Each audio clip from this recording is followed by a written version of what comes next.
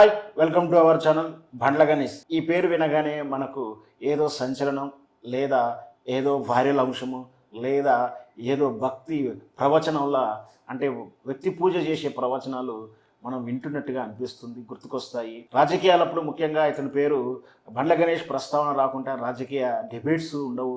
ఎందుకంటే ఎన్నికల ముందు తాను ఇచ్చేటువంటి ఇంటర్వ్యూల్లో ఆయన ఇచ్చేటువంటి కాన్ఫిడెన్స్ లెవెల్, ఈ వాక్యాలు చాలా సంచలనం సృష్టిస్తుంటాయి. ఇప్పుడు అదే బండ్ల గణేష్ పేరు మళ్ళీ కాంగ్రెస్ గెలిచిన తర్వాత ఒక 4 రోజులు వైరల్ అయిన తర్వాత మళ్ళీ నిన్నటి నుంచి ఒక వార్త చర్చ జరుగుతుంది రాజకీయ విశ్లేషకుల్లో, రాజకీయాల నాయకులలో.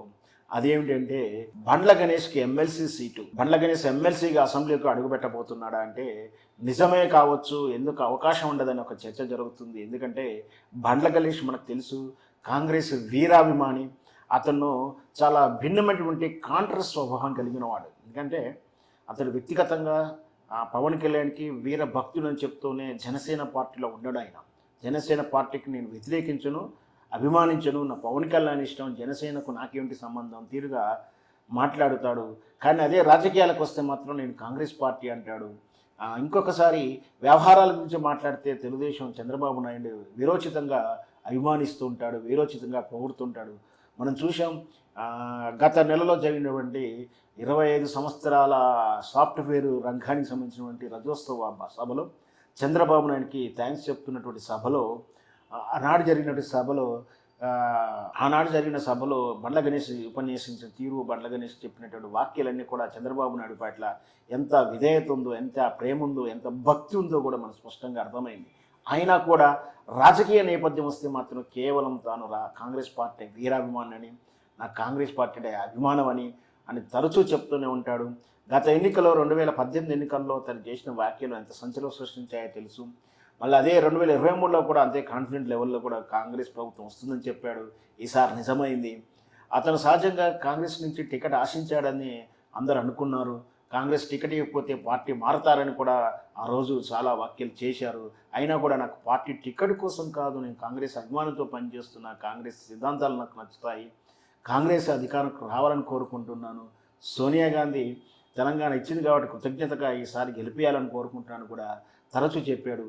తాను చేసిన వ్యాఖ్యలు, తాను ఇచ్చినటువంటి సిద్ధాంతాలు కానీ, తాను చెప్పినటువంటి స్టాండ్ కానీ, ఆయన తీసుకున్నటువంటి స్టాండ్ కానీ ఇవన్నీ చూస్తుంటే కాంగ్రెస్కు చాలా కృతజ్ఞతగా పూర్వకంగా ఉన్నాడని, కాంగ్రెస్కి వీలైనంత వరకు వీర విధేయుడిగా ఉన్నాడని, దాంతోపాటు ఎన్నికలకప్పుడు కొంచెం కాంగ్రెస్కు పరోక్షంగా ఆర్థిక సహాయం చేశాడు అని కూడా అంటూ ఉంటారు. ఏదైనప్పటికీ కాంగ్రెస్ నాయకులు ఆ రోజున ఉన్నటువంటి కాంగ్రెస్ నాయకులతో తోటి కానీ, ఆ తర్వాత ఇప్పుడున్నటువంటి కాంగ్రెస్ నాయకులతో తన స్నేహపూర్వకాలు ఉన్నాయి. దాంతోపాటు వ్యాపార లావాదేవీలు ఉన్నాయి. అవి రియల్ ఎస్టేట్ రంగానికి చెందినటువంటి వ్యాపార లావాదేవీలు కూడా ఉన్నాయి.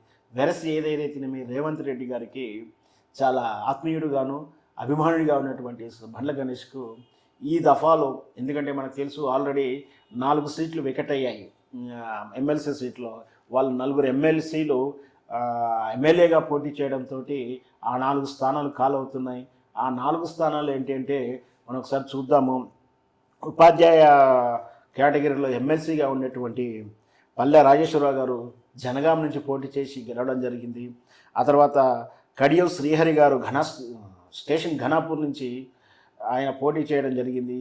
ఆ ఎమ్మెల్సీ సీటు కూడా స్థానం ఖాళీ అయింది. దాంతోపాటు ఎమ్మెల్సీగా ఉన్నట్టు పాడి కౌశిక్ రెడ్డి హుజురాబాద్ నుంచి పోటీ చేయడం జరిగింది. ఆ తర్వాత స్థానిక సంస్థల ఎమ్మెల్సీ కేటగిరీలో ఉన్నటువంటి కశిరెడ్డి నారాయణ రెడ్డి మహబూబ్నగర్ కేటగిరీలో ఉన్నటువంటి ఆయన కల్వకుర్తి నుంచి పోటీ చేసి గెలవడం జరిగింది.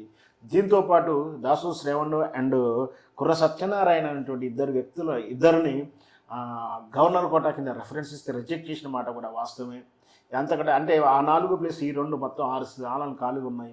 బహుశా ఏదో ఒక కేటగిరీలో ఎమ్మెల్సీగా ఈ 6 స్థానాల త్వరలో భర్తీ చేస్తున్నారని, అందులో బండ్ల గణేష్కు ఇచ్చే అవకాశాలు ఉన్నాయని, బండ్ల గణేష్కి ఏకంగా మంత్రి పదవి ఇచ్చిన ఆశ్చర్యపడక్కర్లేదని కూడా కొందరు మిత్రులు వ్యాఖ్యానిస్తున్నారు. మరి వేచి చూద్దాం, బండ్ల గణేష్కి ఎమ్మెల్సీతోనే తృప్తిపరుస్తారా, లేదా మంత్రి పదవి కూడా ఇస్తారా, ఏదైనా శాఖ ఏదైనా బాధ్యతలు ఉపజెప్తారా? కాంగ్రెస్ పార్టీ అతనికి ఉన్న విశ్వాసాన్ని, అతనికి ఉన్న నమ్మకాన్ని, అతనికి ఉన్నటువంటి ప్రేమని, కాంగ్రెస్ పార్టీలో ఉన్నటువంటి ఆ విధేయతని కాంగ్రెస్ పార్టీ వాడుకుంటుందా? అతని సేవలను వాడుకొని కాంగ్రెస్ పార్టీ అతనికి కృతజ్ఞతాపూర్వకంగా ఏదన్నా పదవులు ఇస్తుందా లేదా మనం వేచి చూద్దాం.